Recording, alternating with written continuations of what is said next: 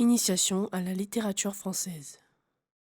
Le français par la méthode nature, rédigé par l'auteur de l'anglais par la méthode nature, Arthur M. Jensen.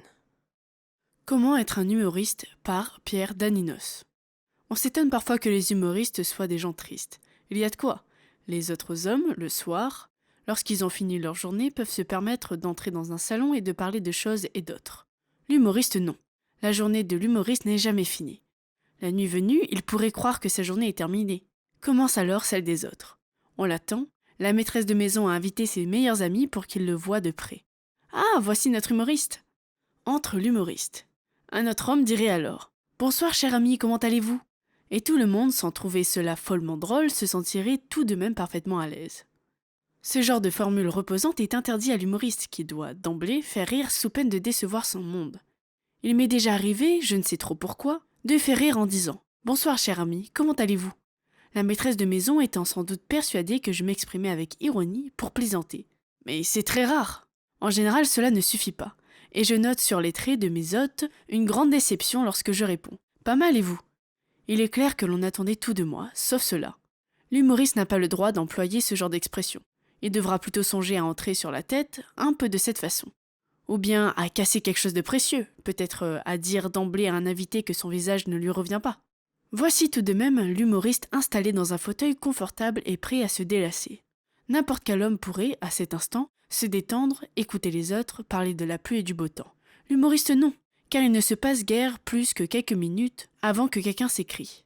« Alors, cher ami, racontez-nous quelque chose de drôle, vous qui avez toujours le mot pour rire. » Aucune invitation de l'âge atomique ne me viderait la cervelle aussi radicalement que cette simple invitation. J'ai la sensation que l'on descend un rideau de fer entre ma mémoire et moi.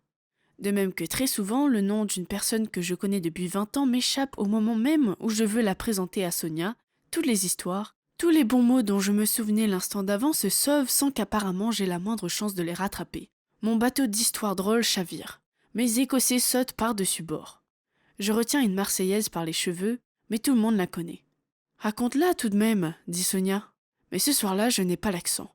Je rate le début, c'est sinistre. Un humoriste n'a pas le droit d'être sinistre. Ou alors, on ne comprend plus. Un autre homme peut se permettre de rester dans un fauteuil et de respirer, une soirée durant, l'ennui qui se dégage du cercle formé par 10 fauteuils autour d'un guéridon. Peut-être remarquera-t-on qu'il est triste et silencieux. Mais on dira « il a l'air fatigué » ou bien « il préfère écouter les autres ». De l'humoriste, dans le même cas, on dira en faisant la moue. Il est franchement beaucoup moins drôle que je ne le pensais. En fait, un humoriste ne saurait se montrer soucieux. On ne suppose pas un instant qu'un tel homme puisse se trouver au cœur d'un drame ou simplement des mêmes ennuis que les autres. Non, ainsi les gens qui ont bonne mine, on ne les juge que là-dessus. J'en sais quelque chose, ayant d'ordinaire bonne mine. S'imagine-t-on parfois ce que peut être le sort d'un humoriste qui a toujours bonne mine ? Les autres hommes en général, et les écrivains en particulier, peuvent partir en vacances et sur une plage ou à la montagne se reposer. L'humoriste non. L'été, il doit avant tout songer à distraire les gens qui se reposent. Ces gens veulent lire des choses amusantes. Qui les écrira sinon les humoristes ? Surtout, lui dit-on à son journal, ou chez l'éditeur, « Ne nous laissez pas tomber cet été !» L'été de l'humoriste est donc laborieux. Il se reposera plus tard. Pas à la rentrée surtout, car il faut bien distraire les gens, tout plein de leurs soucis. Ni à Noël, ni au jour de l'an, date traditionnelle où le rire doit être cultivé. Plus tard, il se reposera plus tard. Entre-temps, oui, il trouvera bien du temps, entre le temps des autres. Ainsi passe le temps de l'humoriste. Un écrivain, je parle d'un écrivain sérieux, qui peut écrire sans avoir le fou rire, ce père rigoriste sentait battre en lui le cœur d'un amant passionné. Ou bien, ce n'était plus le maréchal d'Empire qui parlait, mais le gamin. Un écrivain qui noue de grands drames, bourgeois ou campagnard, et qui a mis à son compte une demi-douzaine de romans musclés, âpres et sombres, peut se permettre d'écrire une œuvre comique, un roman léger, un essai humoristique. On dira de cette nouvelle œuvre, c'est un divertissement, il a voulu se délasser entre deux grandes choses. L'humoriste ne saurait se permettre cette sorte d'écart. Homme libre, il peut bien sûr montrer au monde qu'il sait très bien faire autre chose que ce qu'on lui voit faire depuis 10 ans.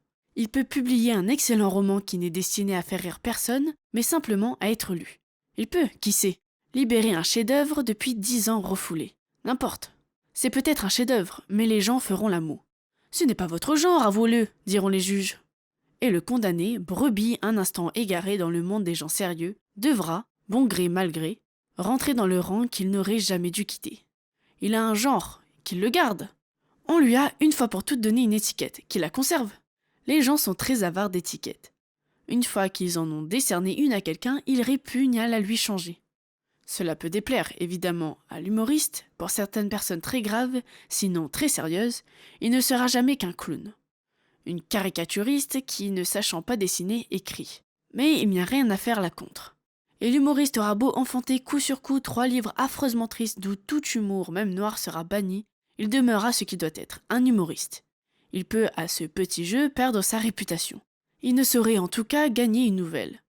Humoriste on est, humoriste on meurt.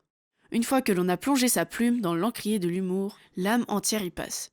Jour et nuit, jusqu'au jour de sa dernière nuit, le pauvre humoriste portera son fardeau, il sera un humoriste. Et c'est en humoriste qu'il montera au ciel ou descendra aux enfers.